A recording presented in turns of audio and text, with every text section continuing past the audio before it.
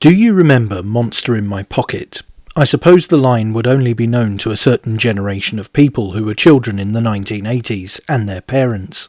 But YouTube analytics tells me that is a large chunk of my audience, so I suspect you may have heard of what I consider to be the gateway toy line to a lifelong interest in mythology, so here goes.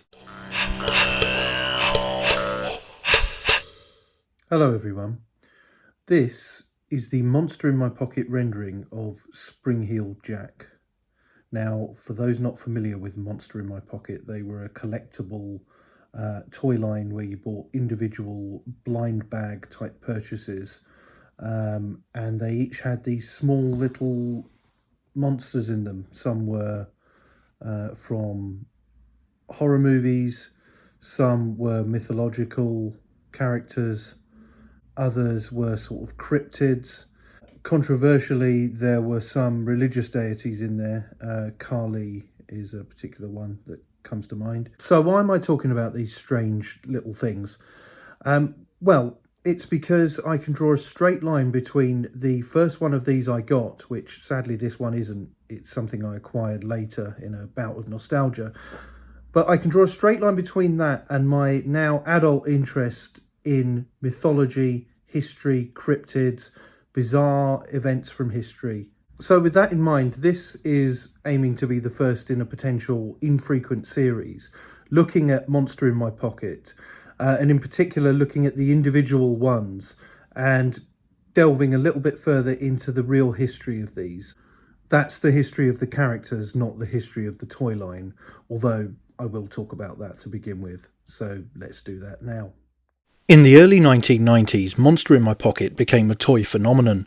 The franchise introduced a world of tiny collectible creatures that quickly became a sensation. The genesis of Monster in My Pocket can be traced to the success of similar toy lines, such as Micro Machines, or more appropriately Muscle, which capitalised on the appeal of miniature models. Toy maker Matchbox recognised the potential for a line of collectibles featuring monsters and mythical creatures, tapping into the timeless allure of the supernatural and the unknown. In 1990, the first series of Monster in My Pocket figures hit store shelves, each measuring no more than 2 inches in height. These miniature monsters and mythical creatures encompassed a wide array of characters drawn from various cultures and mythologies, ranging from classic monsters like vampires and werewolves to creatures from Greek, Norse and Egyptian mythology. Subsequent series came later, with some being well received, but it was clear the creative well was running dry with each new set of figures. Inevitably, video games and comic books followed, as well as an animated TV series. Though the hype surrounding the franchise eventually waned, its legacy endures as a retro touchstone for those of a certain generation, my generation, and committed collectors persist to this day. So let's return to the topic of this video, Spring-Heeled Jack. Who or what was this bizarre and terrifying entity? In my 2018 book, The Inevitable Jack the Ripper, linked in the description, I included some information about Spring-Heeled Jack as a background for the historical context which gave rise to the later sensation over the Ripper case. I have revisited that text to explain the historical information we have on Spring-Heeled Jack, as well as some theories as to what or who he was. It is a name that is seemingly lodged in the national consciousness of the UK. From the name of protagonists in fairy tales and nursery rhymes like Jack and the Beanstalk, Jack Sprat, The House That Jack Built, to ancient fertility rites like the pagan May-Day Jack in the Green tradition, which was still practiced in the 18th and 19th centuries, to the modern day where Jack is still one of the most popular names for baby boys in England. It is this obsession with the name which has helped to keep the Ripper murders alive in the collective memory long after 1888. Accounts of Spring-Heeled Jack's appearance varied greatly. He was at once a ghost, an alien from outer space, a madman and a superhuman monster, with blazing red eyes, sharp talons, and able to vomit blue flame. Stories claimed he had springs on his boots which allowed incredible feats, including leaping over hedges and walls. One of the most significant accounts was from a resident of Peckham to the Lord Mayor of London, and it is fascinating.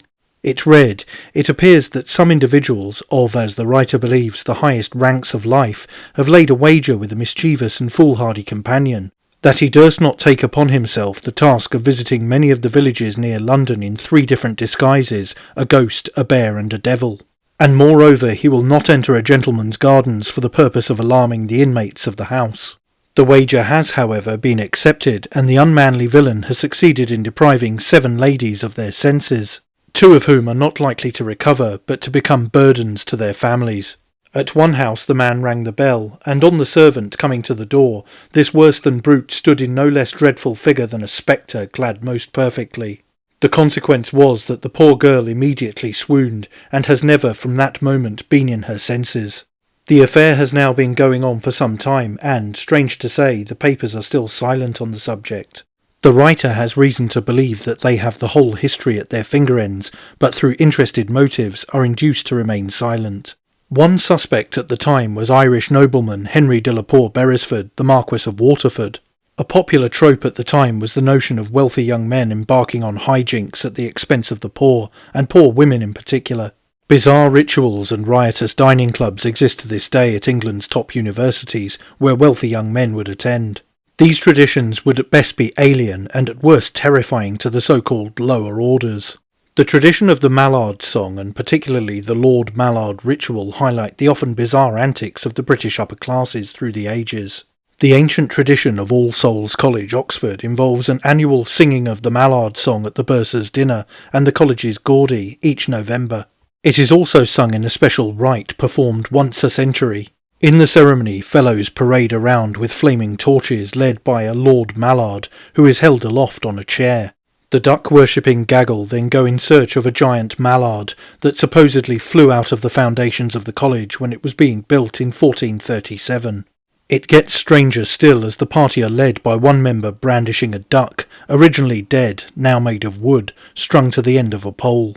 The ritual was last staged in 2001. There were also a number of rakish upper-class organisations that became known as Hellfire Clubs. The one I will refer to is associated with Sir Francis Dashwood, 11th Baron Le Despencer, and convened at a cave complex hewn out of the Chiltern Hills in West Wickham, Buckinghamshire, which extends a quarter of a mile underground. Influential and socially important 18th century thinkers like US founding father Benjamin Franklin and William Hogarth, the painter of the despair-filled work Gin Lane, and numerous others were entertained in the cave by Dashwood. The gatherings were said to have involved immoral acts and rumoured to have been satanic black masses. The club motto was Fais ce que tu voudrais, translating to Do what thou wilt. That philosophy was later adopted by notorious occultist Aleister Crowley. During its active period, up to the early 1760s, the club was known by a number of names, such as the Brotherhood of St Francis of Wickham, Order of the Knights of West Wickham, and the Order of the Friars of St Francis of Wickham. It was later dubbed the Hellfire Club, and the caves are still there as a rather odd tourist attraction called the Hellfire Caves.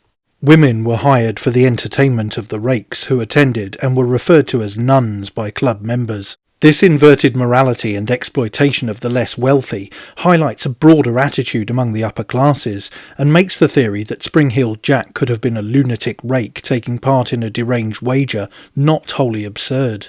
Before the publication of the letter in the Times, earlier encounters with Spring-Heeled Jack had apparently taken place.